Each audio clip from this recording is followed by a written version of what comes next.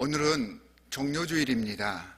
호산나 환호 속에 예루살렘에 당당하게 입성하셨던 우리 주 예수 그리스도처럼 힘들고 어려운 시기이지만 두려움 없이 당당하게 하나님의 자녀로서 인내하며 극복해 가시기를 주 예수 그리스도의 이름으로 간절히 축원합니다. 작은 일상 속에서도 우리의 본성은 자꾸 죄를 향해 나아가려고 합니다. 이 시간 주님께 우리의 잘못된 모든 것들 돌이키며 다시 한번 주님과 동행할 것을 다짐하면서 우리의 모든 지은 죄들을 주님께 침묵으로 고백하도록 하겠습니다.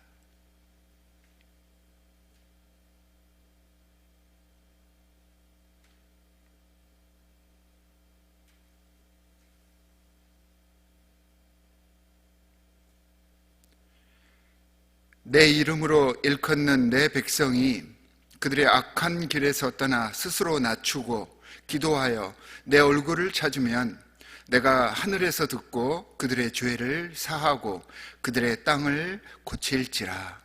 주님, 이 시간 우리의 모든 죄성을 고백하며 주님을 붙들며 기도하오니 주께서 약속하신 것처럼 우리들의 죄를 이 시간 사하여 주시고 우리의 모든 상황을 고쳐주시옵소서. 회개하고 참회하는 마음으로 주께 나아가는 지금 이 시간 모든 예배자들 위에 한량없는 사랑으로 이 시간 함께하여 주시옵소서. 호산나 찬양 받으시기에 합당한 우리 주 예수 그리스도의 이름으로 기도하옵나이다. 아멘.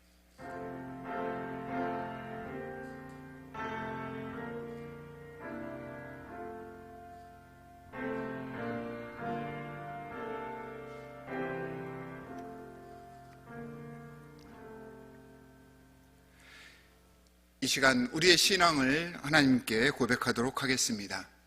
여러분은 어떤 하나님을 경배하여 섬깁니까? 나는 전능하신 아버지 하나님, 천지의 창조주를 믿습니다.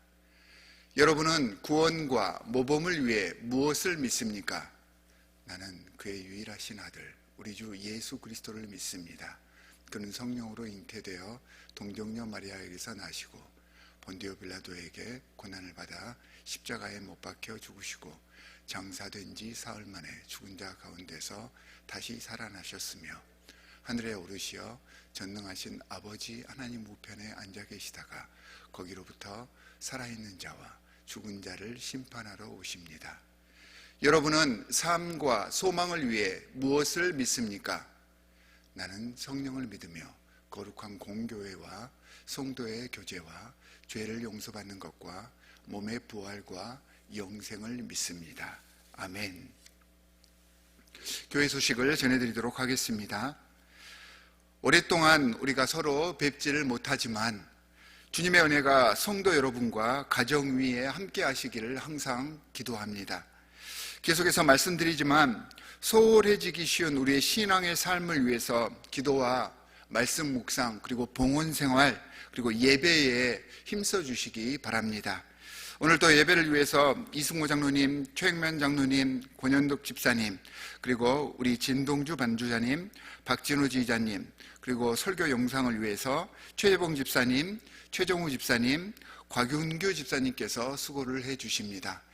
수고하시는 분들을 위해서 격려해 주시고 기도해 주시기 바랍니다. 다음 주는 고난주일입니다. 매일 성경 말씀 묵상할 수 있도록 전체 이메일로 고난주간 예수 그리스도의 행적을 기초로 한 간단한 말씀 교재를 보내드렸습니다. 4월 10일 성금요일 예배가 역시 영상으로 준비되어 있습니다. 함께 성금요일 정오에 예배 드리시기 바랍니다. 상황이 안 되시는 분들은 각자의 상황에 맞게 예배해 주시기 바랍니다. 다음 주 부활주일 예배는 온 가족 예배로 드릴 수 있도록 영상을 준비하도록 합니다.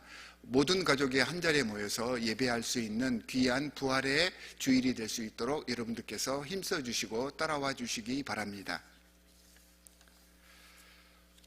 오늘 우리에게 주시는 하나님의 말씀은 로마서 7장 7절부터 8절, 13절, 14절, 17절, 25절 말씀입니다. 주님의 말씀 제가 대독해서 읽도록 하겠습니다. 그러면 우리가 무엇이라고 말을 하겠습니까? 율법이 죄입니까? 그럴 수 없습니다. 그러나 율법에 비추어 보지 않았다면 나는 죄가 무엇인지 알지 못하였을 것입니다. 율법에 탐내지 말아라 하지 않았다면 나는 탐심이 무엇인지를 알지 못하였을 것입니다. 그러나 죄는 이 계명을 통하여 틈을 타서 내 속에서 온갖 탐욕을 일으켰습니다. 율법이 없으면 죄는 죽은 것입니다. 그러니 그 선한 것이 나에게 죽음을 안겨주었다는 말입니까? 그럴 수 없습니다. 그러나 죄를 죄로 드러나게 하려고 죄가 그 선한 것을 방편으로 하여 나에게 죽음을 일으켰습니다. 그것은 계명을 방편으로 하여 죄를 극도로 죄답게 되게 하려는 것이었습니다. 우리는 율법이 신령한 것인 줄 압니다. 그러나 나는 육정의 메인 존재로서 죄 아래에 팔린 몸입니다. 그렇다면 그와 같은 일을 하는 것은 내가 아니라 내 속에 자리를 잡고 있는 죄입니다. 우리 주 예수 그리스도를 통하여 나를 건져주신 하나님께 감사를 드립니다. 그러니 나 자신은 마음으로는 하나님의 법을 섬기고 육신으로는 죄의 법을 섬기고 있습니다. 주님의 말씀입니다. 오늘은 고난주일이자 종료주일입니다. 예수께서 많은 민중들의 열렬한 환호를 받으시면서 예루살렘에 입성하셨습니다. 호산나를 외치며 주님을 그 많은 민중들이 환영을 하였습니다. 그렇게 소리 높여 예수를 받아들였던 그들의 모습 속에는 기쁨과 즐거움 그리고 희망과 기대감만이 보여지는 것 같습니다. 하지만 이 모습이 그들의 전부의 모습이 아니었습니다. 정확하게 이렇게 환호하였던 이들이 예수 그리스도의 십자가형을 일주일 후에 전적으로 로마 당국에 요구를 하였던 것입니다.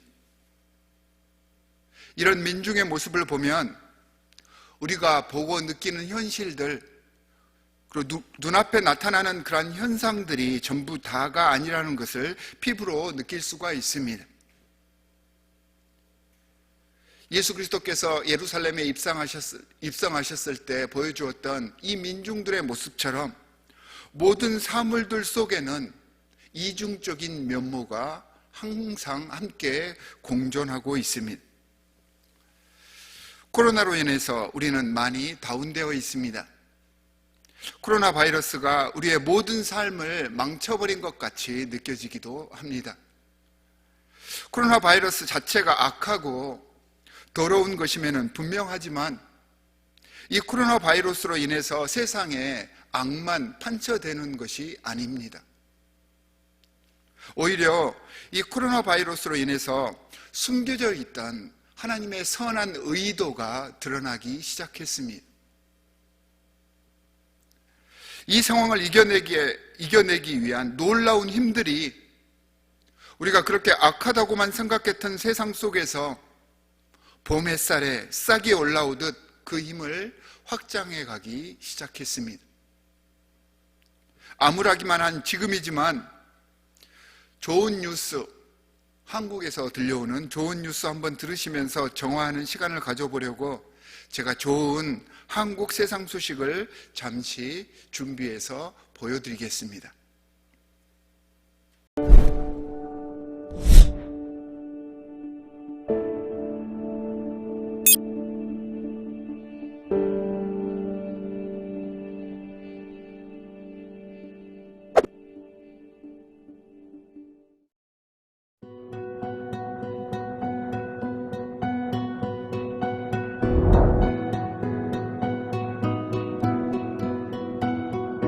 대구에 있는 그 여성 의류 쇼핑몰이고요. 네, 대구 쪽에 의료진들이 많이 파견이 오셔서 하고 계시잖아요. 그 의료진들이 이제 막 땀 범벅이 돼가지고 뭐 사진들이나 영상들이나 이런 게 많이 나왔었거든요. 휴식도 이제 제대로 못 하시고 저희가 할 수 있는 게 좀 찾아봤을 때 옷이라도 좀 뽀송뽀송하게 이렇게 좀 갈아입으실 수 있게 잠깐이라도 면 티셔츠를 기부를 하는 거예요. 기부를 하고 나서 직원들도 다 되게 좀 뭔가 좀 뿌듯한 기분이 되게 많이 들고 앞으로도 또 계속 좀 지속적으로 좀 해야 될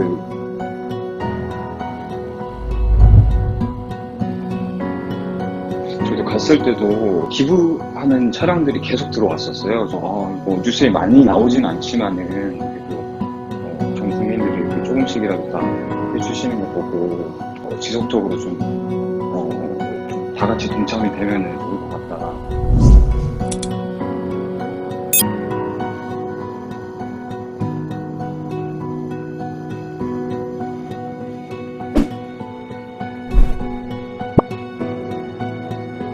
선서인도 가드는 스테이크 레스토랑이고요. 환자들이 치료를 받기 위해서는 의사 선생님들이 좀 식사도 잘하시고 이제 건강하셔야 되니까 그래서 어떻게 도울 수 있는 부분이 있나 해서 저희가 시작하게 되었습니다.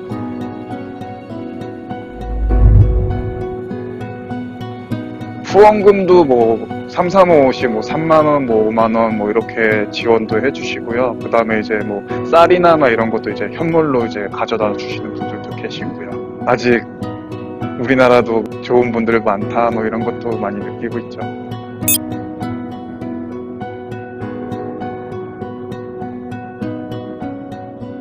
대구 수성로 근처에 노래방을 운영하고 있습니다. 매출이 80%, 90%가 떨어지는 상황이었고, 일단 가게 문을 열어놔놓고 이제 청소하고 있는 그 순간이었거든요.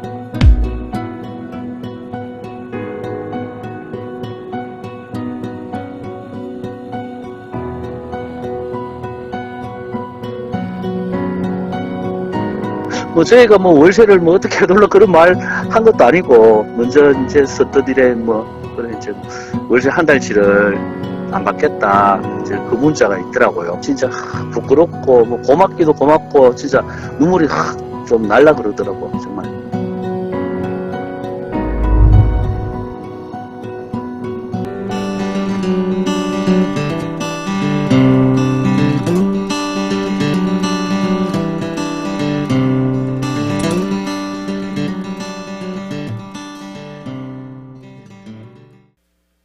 사랑하는 성도 여러분, 우리는 세상이 악하다고 하고 악한 영에 의해서 점령당했다고 그렇게 생각하지만 사실 이 세상은요, 하나님의 선한 영이 주도하는 세상임을 잊지 마시기 바랍니다.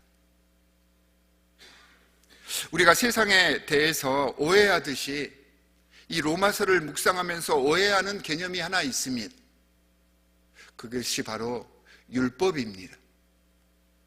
이 율법의 위치에 대해서 이 율법이 우리의 죄를 깨닫게 해주는 역할을 한다는 이 소극적인 입장만을 우리는 생각하고 있습니다. 성경에서도 율법은 마치 우리를 죽이는 것이고 율법으로는 구원받지 못한다는 그러한 성경 안의 대목들 때문에 우리는 이 율법에 대한 잘못된 편견을 갖고 있는 것이 사실입니다. 이것은 하나님께서 우리에게 율법을 주신 적극적이고 근본적인 이유를 제대로 알지 못하기 때문에 우리가 갖는 편견일 뿐입니다. 이 율법을 주신 하나님의 진짜 의도는 무엇일까요? 정말로 이 율법은 우리에게 아무것도 아닌 그런 것일까요?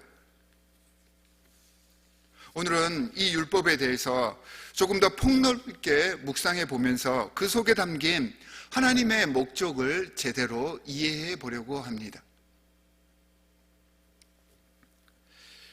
로마서 7장 말씀을 쭉 읽어보면 율법이 죄를 해결해 주는 것이 아니고 죄와 함께 공모하는 것처럼 읽혀집니다. 하지만 자세히 묵상하여 더 깊이 들어가 보면서 읽어보면 죄가 율법을 이용하여 그 악한 욕구를 실현하고 있다라고 이야기를 하고 있습니다. 이렇다 보니 마치 율법이 죄와 공범같이 느껴집니다. 그렇다면 율법이 정말 죄입니까? 7절 말씀에서 바울은 절대 그럴 수 없다고 단언하고 있습니다.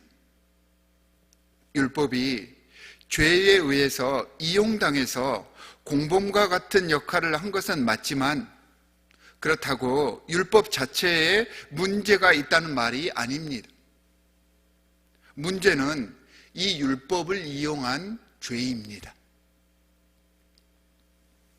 죄가 율법을 인질 삼아서 율법의 권위를 빌어서 우리에게 자꾸 정죄하게 하고 다른 사람을 비방하게 하고 다른 사람을 내 관점, 내 잣대로 이렇게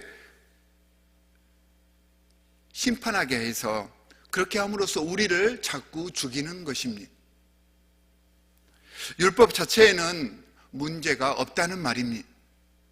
굳이 율법의 문제를 찾자면 율법 자체에는 이 죄의 문제를 해결할 수 있는 능력이 없다는 것입니다. 바울은 지금 이것을 이야기하고 있습니다. 성도 여러분, 오늘 말씀이 끝나고 나면 다시 한번 이 7장 말씀을 묵상해 보시기를 바랍니다. 어렵게 얽혀있던 말씀이 조금 더 쉽게 이해되실 것입니다. 자, 좀 더 이 율법의 본 모습에 대해서 이해해 보도록 하겠습니다. 우리는 구약의 언약을 율법과 계명이라고 이해하고 있고요.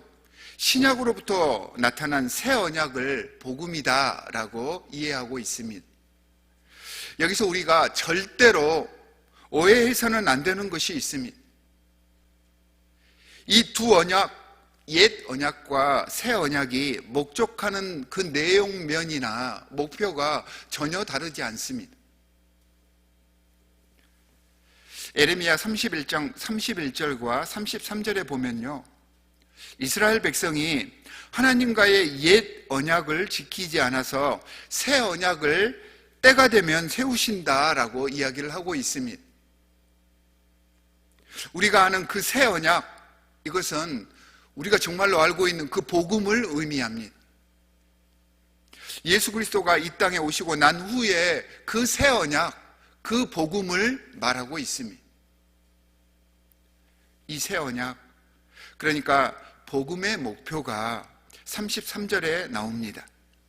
나는 그들의 하나님이 되고 그들은 나의 백성이 될 것이다. 이것이 새 언약을 주신 목적이고요, 그 새 언약의 내용입니다. 그런데 이 말씀, 이 언약이 언제부터 주신 것인지 아십니까? 아브람 때부터입니다. 내가 너로 열국의 아비가 되고 내 후손 사이에 영원한 언약을 삼고 내 후손의 하나님이 되리라 라고 하나님께서 아브라함에게 직접 하신 약속입니다. 이삭과 야곱하고 세우신 언약도 동일한 것이었습니다.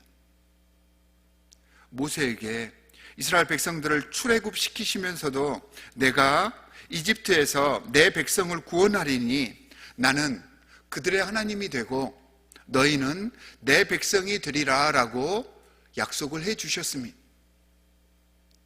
이것이 율법과 계명의 골자였습니다. 그러니까 새 언약인 복음과 옛 언약의 근거인 율법과 계명을 주신 그 이유와 목적이요, 단 한 번도 변한 적이 없었던 것입니다. 새 언약과 옛 언약의 차이점을 굳이 구분을 해보면 구원을 이루시는 하나님의 방법이 달라졌다는 것입니다. 옛 언약과 새 언약의 어느 부분을 변경하여 어떻게 개정되었는지를 이해할 수 있어야 합니다. 가장 큰 차이점은요, 율법은 지켜 행하라고 주신 말씀이고요, 복음은 믿으라고 주신 은혜임을 알아야 합니다. 그러니까 행위에서 은혜로 바뀌었다는 것은 하나님께서 이 언약을 완성시키기 위하여 조금 더 강력한 방법을 사용하셨다는 그러한 의미입니다. 세상 교육 시스템을 이해하면 이 말이 조금 더 쉽게 이해가 되실 것입니다. 주로 유아 유치 그리고 초등학교 시스템에서는 학생들에게 가르칠 때 규율과 규범을 통해서 무엇을 행해야 하는지를 가르쳐 줍니다. 학생들은 아직 어리기 때문에 이걸 해라 라고 말하면 아무런 생각 없이 그 규범들을 따라서 행합니다. 그게 진실이라고 믿고 그냥 행하는 것입니다. 하지만 중등, 고등으로 올라갈수록 단순한 규범이나 규칙을 그저 따르려 하지 않게 됩니다. 이거 머리가 커가니까 이 학생들이 그냥 해라 라고 하면 따르질 않습니다. 그래서 이러한 규범과 규칙이 왜 필요하며 왜 따라야 하는지에 대한 이해가 그 교육 속에 함께 들어가 있는 것입니다. 성인 교육에 이르르면 이제는 삶의 원리를 이해하고 성인으로서 새로운 규칙을 스스로가 만들어갈 수 있게끔 교육은 발전하게 되어 있습니다. 하나님의 말씀도 마찬가지입니다. 하나님의 은혜도 마찬가지입니다. 인간의 문화와 지적 능력은요, 시대에 따라서 계속해서 발전해 왔습니다. 사실 율법과 계명은 아주 오래된 고대, 그 당시 그 사람들에게는요, 하나님을 알고 따를 수 있는 최고의 선물이었고 신앙을 위한 최고의 가이드라인이었습니다. 그 당시 문화와 영적 수준, 그리고 사람들의 영적인 성취도를 보면서 그 시대에 맞춰서 보정해 주신 하나님의 또 다른 은혜로서 율법과 계명을 주셨던 것입니다. 역사와 문화와 지적 능력과 적용의 능력이 발전할수록 조금 더 적극적이고 분명한 해결책이 필요해졌고, 하나님께서는 이것을 고려해서 단순히 역사뿐만이 아니라 이 세상의 차원, 물질 문명의 차원을 넘어선 고차원의 문제, 그러니까 영적 문제까지도 해결할 수 있는 궁극적인 필요책을 우리에게 베풀어 주시기 위해서 더 강력한 방법을 사용하시게 되었던 것입니다.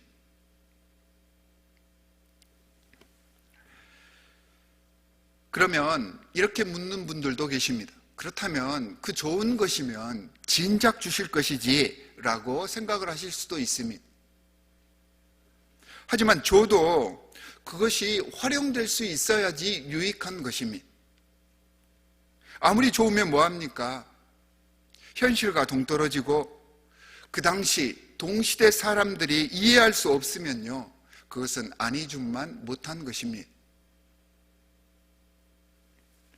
얼마 전 TV 프로그램에서 한 연예인이 설날에 본가를 찾아갔더니 조카들이 그 사람에게 가서 절을 합니다. 그래서 이 조카들을 위해서 세뱃돈을 준비를 했습니다. 5만 원권 한 장과 1,000원짜리 10장을 준비를 했습니다. 그래서 조카들에게 둘 중에 하나를 선택하라고 했습니다. 나이가 어린 조카들은요, 이 1,000원권 지폐 10장을 선택했습니다. 하지만 돈을 아는 조금 더 큰 조카들은 다 5만 원권 지폐를 선택했습니다. 아직 화폐의 가치를 모르기 때문에 그 어린 조카들은 실제 값어치보다는 눈에 보이는 숫자에 끌린 것입니다. 이 예가 정확하게 율법과 복음을 따로 주신 그 이유를 설명할 수 있는 정확한 근거는 되지 않겠지만, 하나님께서 방법을 바꾸셔야 했던, 그리고 진작부터 미리 이 은혜의 법을 사람들에게 주시지 않았던 작은 이유의 근거가 되지 않을까 해서 나름대로 제가 설명을 해본 것입니다. 율법과 계명, 역시 시대와 문화와 수준을 배려한 하나님의 크신 은혜의 한 모습이었다는 것입니다. 결국 율법이나 계명은요, 올무도 아니고 우리에게 감옥도 아닌 것입니다. 이정표로서 우리에게 올바른 행동을 할 수 있는 지침이 되는 하나님의 은혜였습니다. 계명의 가치라는 말이 아니라 이것을 보고 어디로 가야 할지를 알라는 말입니다.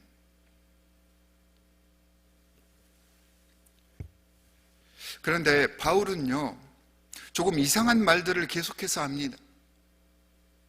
율법과 계명에는 문제가 없는데 죄가 이것들을 이용하여서 우리를 유혹하고 시험에 들게 한다는 그러한 내용들을 이 7장 말씀에서 계속해서 말을 하고 있습니다. 그러면서 17절 말씀에서 이러한 일들을 행하게 하는 것이 자기가 아니라 자기 속에 있는 죄가 그렇게 한다라고 이야기를 하고 있습니다. 마치 하나님이 원하시지 않은 일을 자신이 해놓고서 이것을 행한 것이 자기가 아니라 죄가 그렇게 만들었다라고 말하는 것 같이 보입니다. 어찌 보면 자신이 아니라 죄가 그렇게 한 것이다라고 하면서 자신의 것들을 죄에게 책임 전가하는 것처럼 보여질 수가 있습니다. 나는 예수 그리스도 십자가의 공로로 죄 사함을 단번에 받았다. 인간이기 때문에 죄를 지을 수 있지만 그 죄는 예수 그리스도께서 모두 다 책임져 주실 것이다. 그러니 내가 잘못했음을 시인하기만 하면 그 즉시 예수 그리스도의 보혈의 효능이 내게 임하여져서 나는 온전해질 것이다.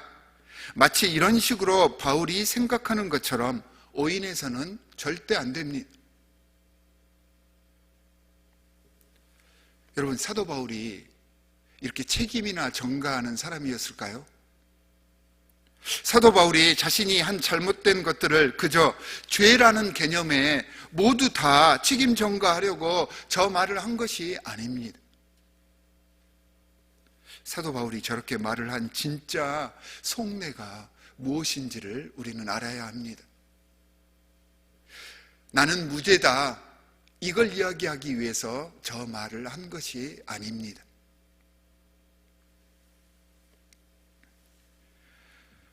바울이 말하고 싶은 것은요, 자신의 속사람은 22절에 나와 있듯이 하나님의 법을 즐거워하지만 내 죽음의 몸 안에 있는 죄의 법이 나를 가로막고 있다는 것을 알려주면서 죄의 영향력이 얼마나 큰지를 우리에게 경고하기 위해서 저런 말을 한 것입니다.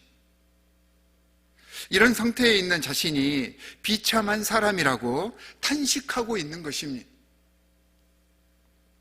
자신 안에 있는 죄가 자신을 자꾸 죄짓게 하고 발버둥 쳐도 벗어나지 못하게 한다는 것을 이야기하면서 죄의 무서움과 이렇게 죄에 얽혀있는 우리의 실존을 돌아보라고 한 말인 것입니다.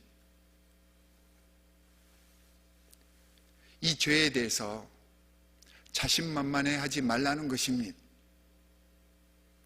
사도 바울이 굳이 죄와 자신을 분리시킨 이유는요, 자신의 허물과 실수를 죄에 전가하려는 것이 아니고요, 자신이 도저히 이길 수도 없고 해결할 수도 없는 죄의 문제를 하나님께 맡기겠다는 것입니다. 그리고 자기는 마땅히 해야 할 바를 최선을 다해서 하겠다는 말입니다. 여기에는 자신의 허물과 실수에 대한 책임을 지고, 매우 중요합니다.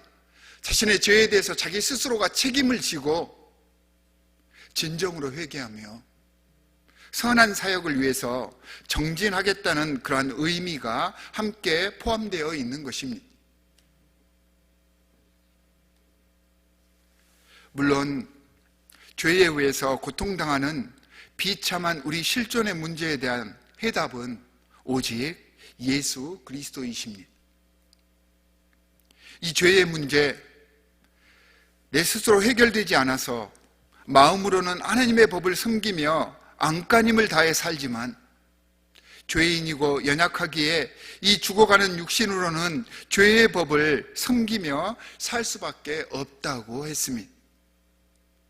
최선을 다해 정진하지만 이 죄의 문제는 오직 예수 그리스도와 하나님께서만 감당하실 수 있으니 맡기고 의지하며 감사하겠다는 말입니다. 이 말씀을 조금 다른 문장으로 표현을 해보면 이렇게 자신의 비참한 실제의 모습을 발견할 수 있는 근거가 바로 예수 그리스도의 은혜가 있기 때문에 가능하다, 이것을 이야기하고 있는 것입니다. 마음으로는 하나님의 법을 따르고 싶지만 육체의 몸에 거하고 있기 때문에 겉으로는 멀쩡해 보여도 비참한 상태에 있는 나를 발견할 수 있게 되었다, 이러한 말이고요. 그렇기 때문에 예수 그리스도와 하나님 아버지 은혜에 감사할 수밖에 없다라고 신앙 고백하고 있는 것입니다.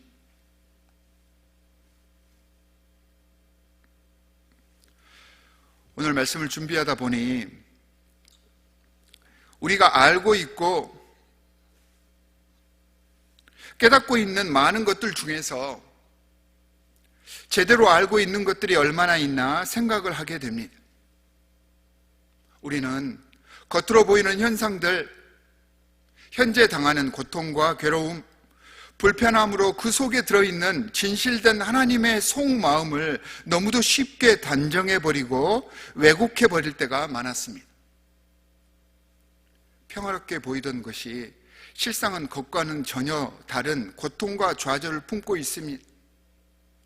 비참해 보이는 여러 가지 많은 상황들 속에 사실은 놀라운, 심지어 감당할 수 없을 정도의 감동과 감격, 그리고 은혜와 감사가 들어있는 것입니다. 말씀 묵상과 큐티의 효능이 이러한 것입니다.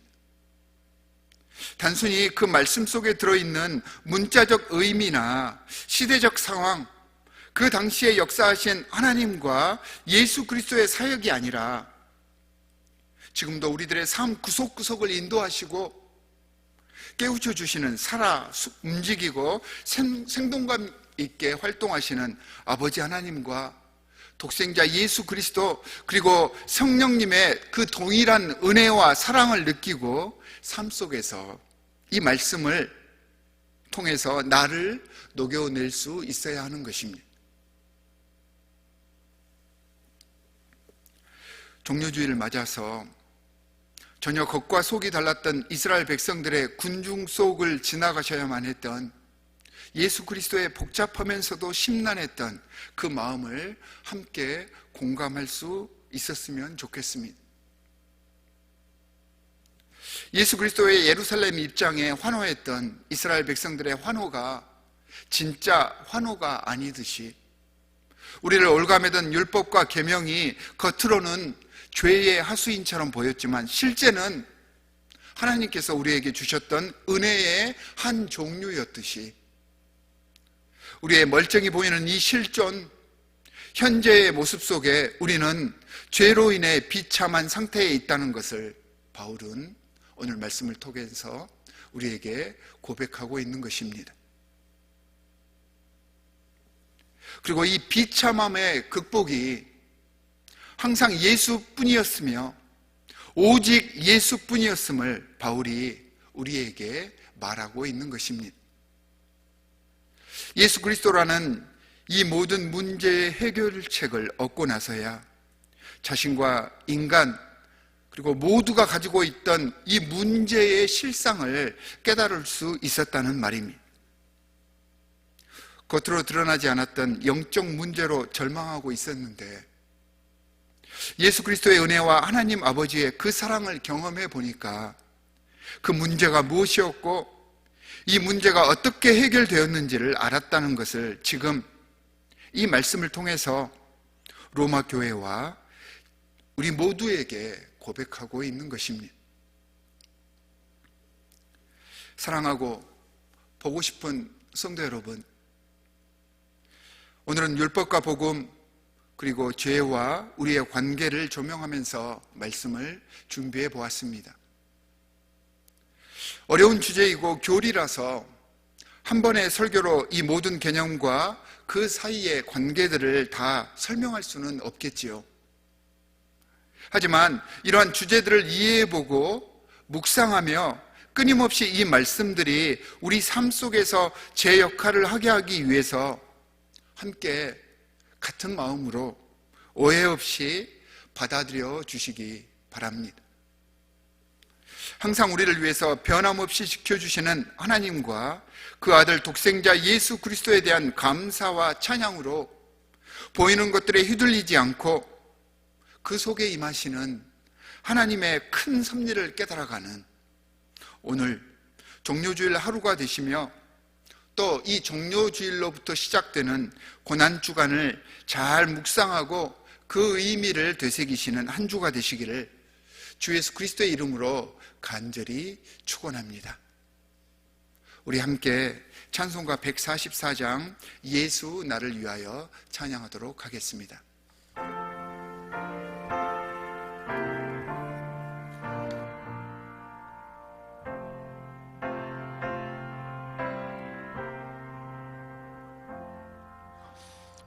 예수 나를 위하여 십자가를 질 때 세상 죄를 지시고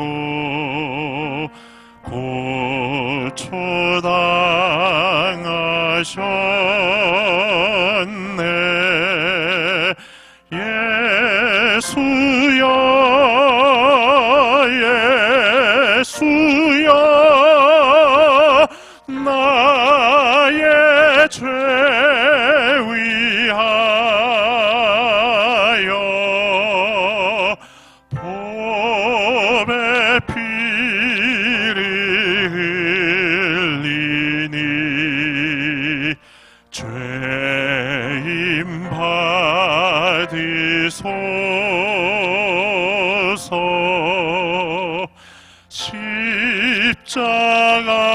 십자가를 지심은 무슨 죄가 있나. 저 무지한 사람들 메시아 죽였네.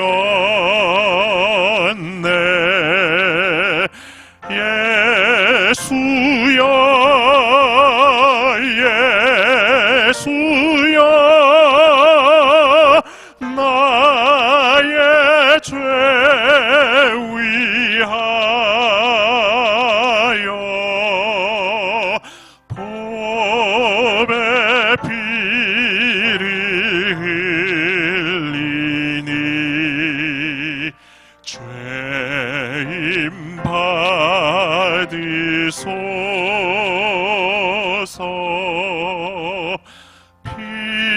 피와 같이 붉은 죄 없는 이가 없네. 십자가의 공로로 눈과 같이 되네.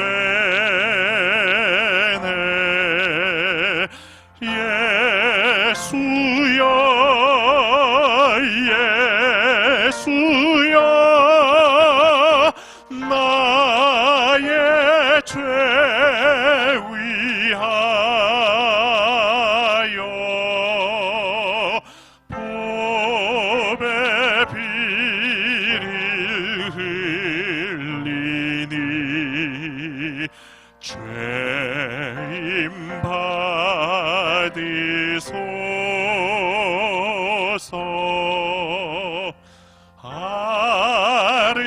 아름답다 예수여 나의 좋은 친구. 예수 공로 아니면 영원 형벌 받네. 예수여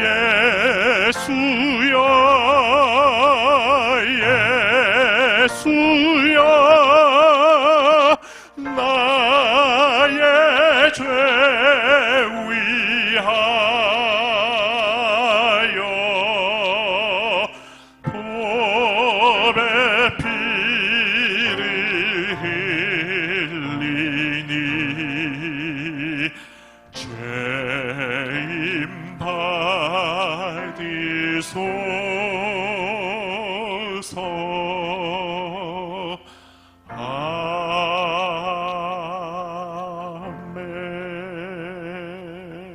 아멘. 함께 기도하도록 하겠습니다. 하나님, 혼란하고 어지러운 세상 속에서 어디로 갈지 몰라 헤매는 우리를 끝까지 붙잡고 사랑해 주신 그 은혜 너무도 감사합니다.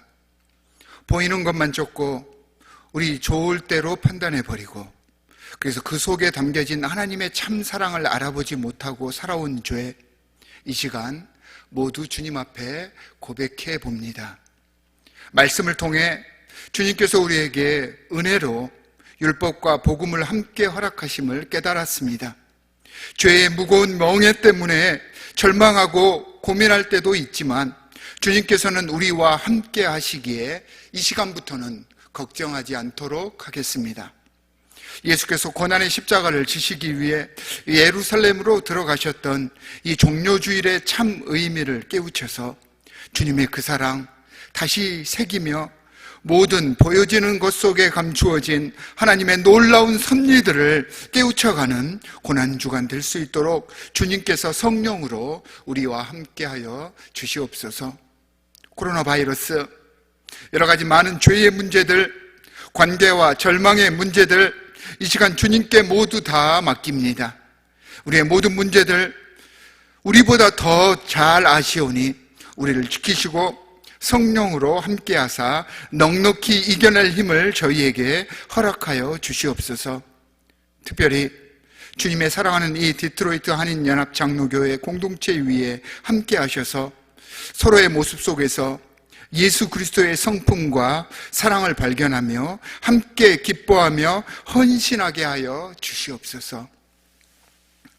이제는 우리를 위해 이 땅에 오셔서 십자가 위에서 갖은 고초를 당해주신 주 예수 그리스도의 무한하신 은혜와 독생자 예수 그리스도를 이 땅에 보내셔서 우리와 함께 하셨던 하나님 아버지의 극진하신 사랑과 성령님의 감동하시는 역사하심이 이제는 하나님의 사람으로서 모든 일상 속에서 하나님의 놀라운 사랑과 은혜를 발견하여 나아가기를 바라는 이 종료주일 예배에 참석한 모든 이들과 그 가정 위에 지금부터 영원까지 함께 하시기를 간절히 축원하옵나이다.